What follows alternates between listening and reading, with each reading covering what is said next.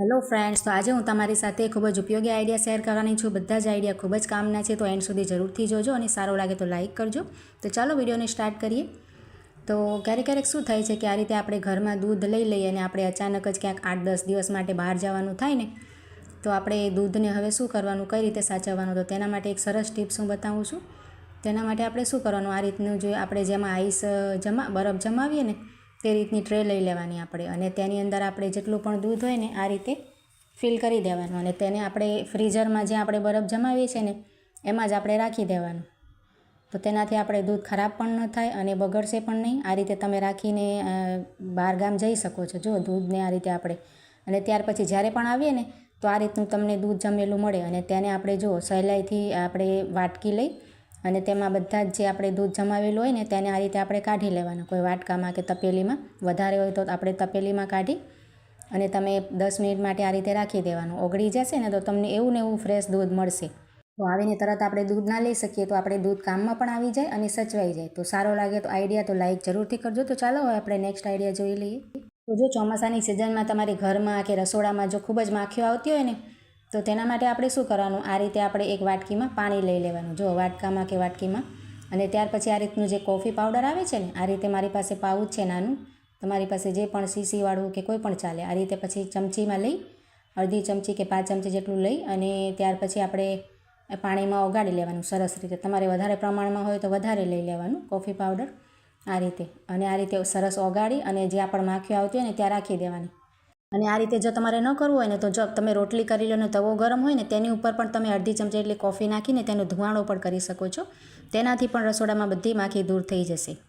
અને ત્યાર પછી જો આ રીતે આપણે બંગડીઓ પહેરીએ ને લગ્ન પ્રસંગમાં, કે આપણે ઘરમાં પણ કંઈ તહેવાર હોય તો આપણે પહેરતા હોઈએ, આ રીતની ગોલ્ડન હોય કે પછી કાચની પણ હોય, ડાયમંડવાળી હોય, કોઈ પણ, તો આપણે આ રીતે બંગડી પહેરીને આપણે કામ કરવું ખૂબ જ મુશ્કેલ થઈ જાય, અને આપણે વારે ઘડીએ પહેરવાનું ને ઉતારવાનું પણ ના કરીએ।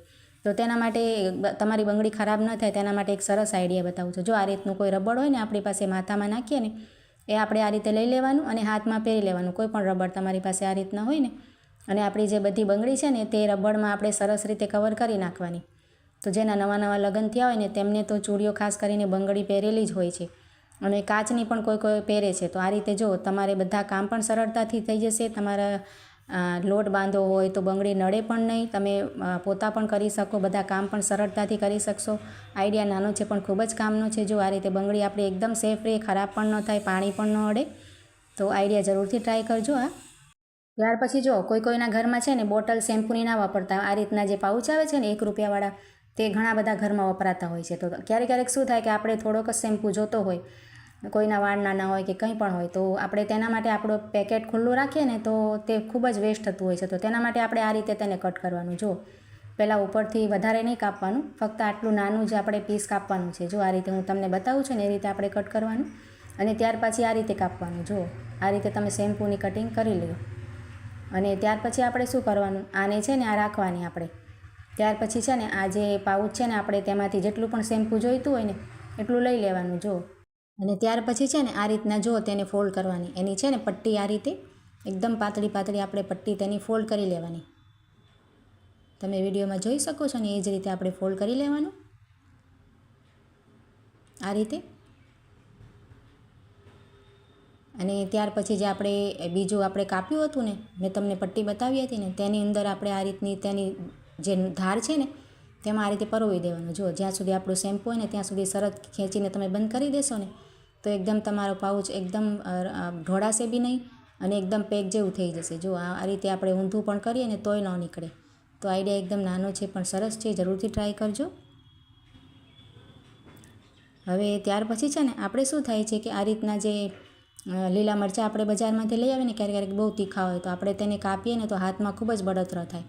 તો તેના માટે આપણે શું કરવાનું, આપણે જે ખાવાનું તેલ હોય ને, કુકિંગ ઓઇલ કોઈ પણ, તે આપણે આ રીતના 2-3 ટીપા છે ને હથેળીમાં નાખી દેવાના, અને એક સરસ આપણે આ રીતે લગાવી દેવાનું આગળ અને પાછળ, આપણે જે આ રીતે જો આંગળીઓ પર સરસ લગાવી, અને ત્યાર પછી તમે ગમે એટલા પર તીખા મરચાં કટ કરશો ને તો તમારે જરાય હાથમાં કોઈ પણ જાતની બળતરા નહીં થાય। તમે આઈડિયા સરસ છે, તમે જરૂરથી ટ્રાય કરીને જોજો। જો આ રીતે, તો ત્યાર પછીનો જે આઈડિયા છે ને, આપણે આ રીતે શિયાળામાં જો આ રીતના આપણા બાળકોના સ્વેટર હોય ને આ રીતના, તો તેમાં ખૂબ જ જલ્દીથી જે આ રૂછા હોય ને એ નીકળી જતા હોય છે। જો આપણે કાઢીએ ને તો આ લૂછરા જેવું આપણને આમ દેખાય ને પહેરે ને બાળકો તો ખૂબ જ ખરાબ પણ લાગતા હોય. અને આપણે 2-3 વખત ધોઈએ ને તો ખરાબ થઈ જતા હોય છે ખૂબ જ જલ્દીથી. જો આ ઘણી જગ્યાએ આપણે તમે જોશો ને સ્લીવ્સ ઉપર પણ બાંય ઉપર પણ ખૂબ જ આવે. તો તેના માટે એક સરસ તમને આઈડિયા બતાવું છું. જો આ રીતના તેના માટે આપણે શું કરવાનું, જે આપણે ટેપ પટ્ટી આવે છે ને સેલો ટેપ, આ રીતની આપણે તેનો એક મોટો કટકો આ રીતે આપણે કટ કરી લેવાનો. 2 આપણે પટ્ટીઓ તેની કાપી લેવાની જો આ રીતે કાતરથી.